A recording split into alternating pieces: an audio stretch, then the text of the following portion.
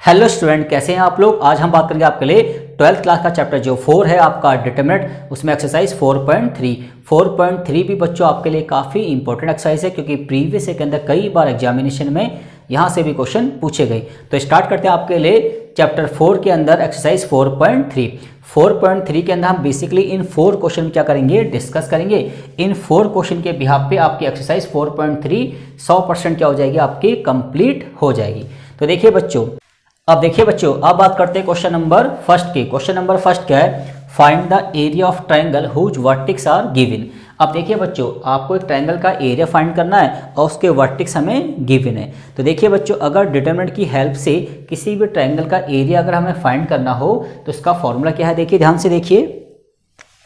तो उसका फॉर्मूला है area equal to 1/2 determinant x1 y1 x2 y2 x3 y3 1 1 1। ठीक है बच्चों, तो अगर हमें किसी ट्रायंगल के वर्टेक्स गिवन है और हमें यूजिंग द डिटरमिनेंट क्या निकालना है, उसका एरिया फाइंड करना है, तो इस फॉर्मूले के बिहाफ पे हम फाइंड कर सकते हैं। x1 y1 x2 y2 x3 y3 ये ट्रायंगल के क्या है बच्चों, वर्टेक्स गिवन है। अब ध्यान से देखिए बच्चों, तो एरिया इक्वल टू 1/2 ये हमें इसके वर्टेक्स गिवन है x1 y1 x2 y2 x3 and y3।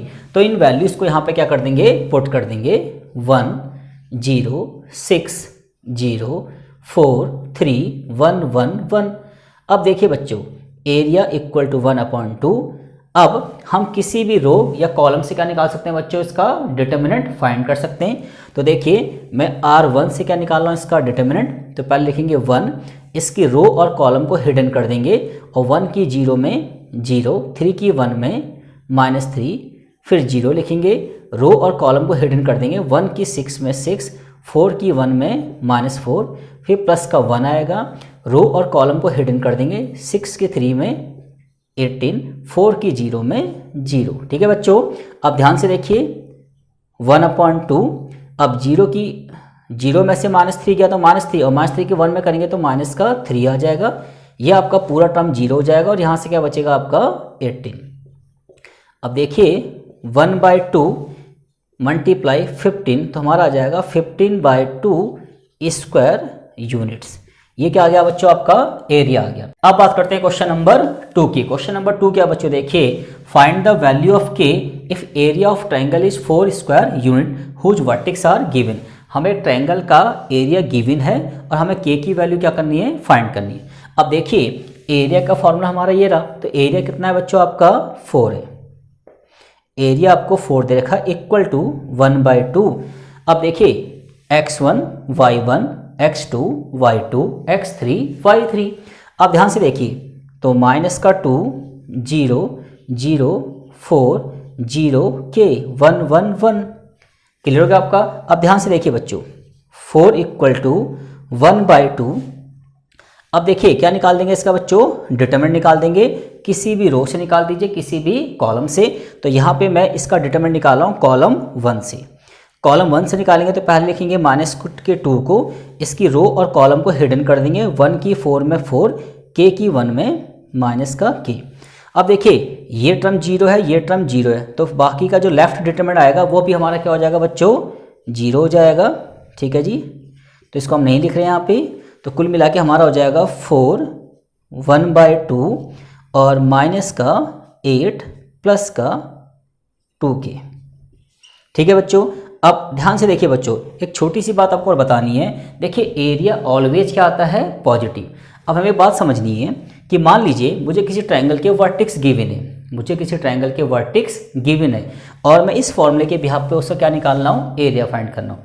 अब इन केस मान लीजिए कि अगर मेरा एरिया नेगेटिव आ जाता, मान लीजिए मेरा एरिया -4 स्क्वायर यूनिट आता, मेरा एरिया क्या आता, -4 स्क्वायर यूनिट। पर हम क्या लिखते हैं इसको, area equal to 4 square unit, क्योंकि हमें पता है कि एरिया और डिस्टेंस कभी भी नेगेटिव नहीं हो सकती।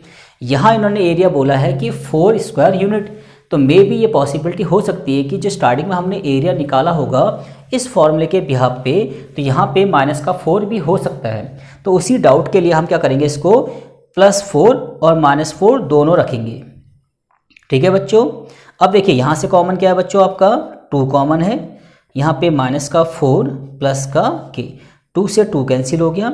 अब यहाँ पे 2 कंडीशन रखेंगे बच्चों, एक बार +4 लेके चलेंगे और एक बार -4 के। ठीक है जी। तो देखिए +4 इक्वल टू -4 प्लस k, अब ये हो जाएगा आपका k इक्वल टू 8, तो k की वैल्यू 8 हो सकती है। सेकंड कंडीशन में लेंगे -4 इक्वल टू -4 प्लस k, तो बच्चों यहाँ से k की वैल्यू क्या आ जाएगी 0, यहाँ से k की वैल्यू क्या आ जाएगी बच्चों 0। तो यहाँ पे k की 2 वैल्यू आएंगी, तो k की वैल्यू आपकी आएगी 0 और 8। ठीक है जी।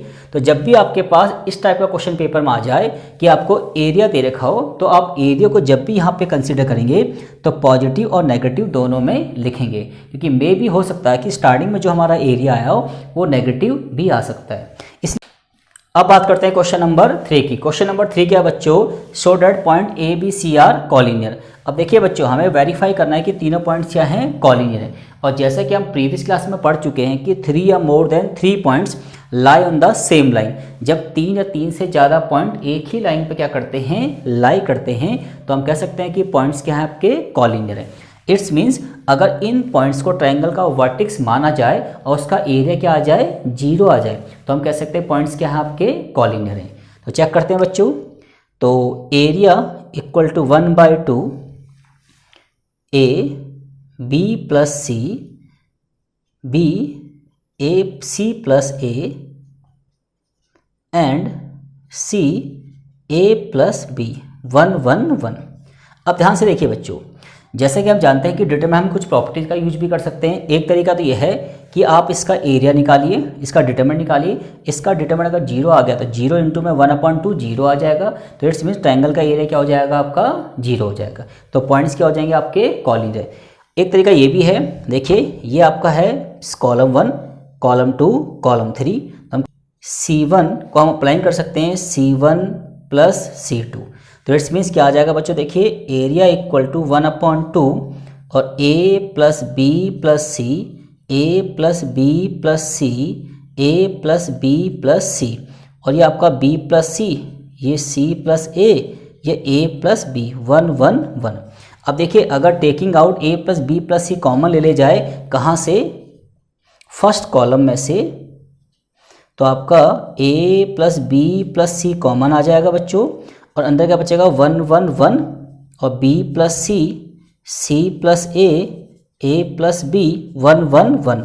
और जैसे कि हम बता चुके हैं कि अगर डिटरमिनेंट के अंदर 2 कॉलम या 2 रो क्या हो जाती हैं सेम, तो इसका डिटरमिनेंट क्या आता है बच्चों 0। तो हमें पता है कि C1 और C3 क्या हो गया बच्चों आइडेंटिकल, तो इसका डिटरमिनेंट क्या आएगा बच्चों 0। तो 0 इंटू में ये क्या हो जाएगा आपका 0, तो हम कह सकते हैं कि हमारा फाइनली एरिया क्या आ गया बच्चों 0 आ गया।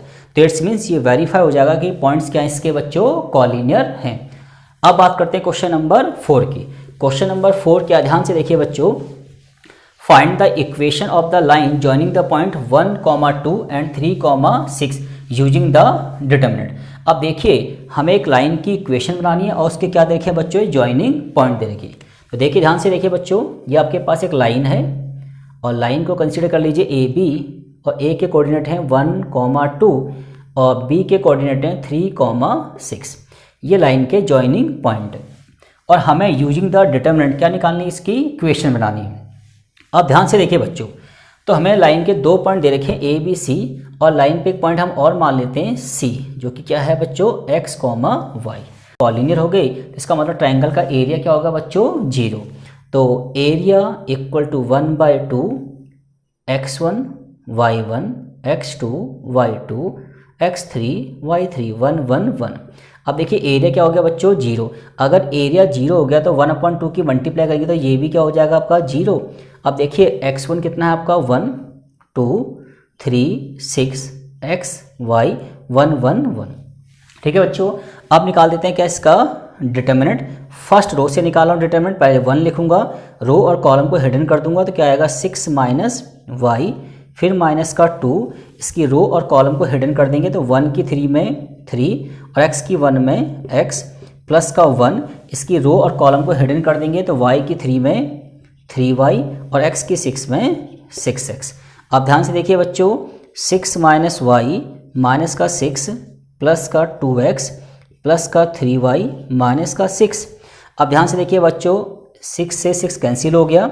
अब देखिए 3y प्लस का y माइनस का, तो ये हो गया बच्चों आपका 2y माइनस का 6 प्लस का 2, तो माइनस का क्या हो गया बच्चों आपका 4, और 2 भी कॉमन ले लिया यहाँ से।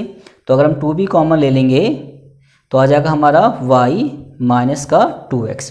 तो हम कह सकते हैं फाइनली आपकी इक्वेशन क्या बन जाएगी, 2 यहाँ से गायब हो जाएगा, इक्वल टू में 0 है, तो y minus 2x equal to 0 हमारी क्या बन गई, फाइनल इक्वेशन हो गई। इसको हम 2x minus Y equal to 0 भी कह सकते हैं। तो जब भी आपको किसी लाइन के दो जॉइनिंग पॉइंट दे रखे हो और यूजिंग द डिटरमिनेंट हमें क्या करना है, उसकी इक्वेशन बनानी है, तो आप इस तरीके से उसकी इक्वेशन बना सकते हैं।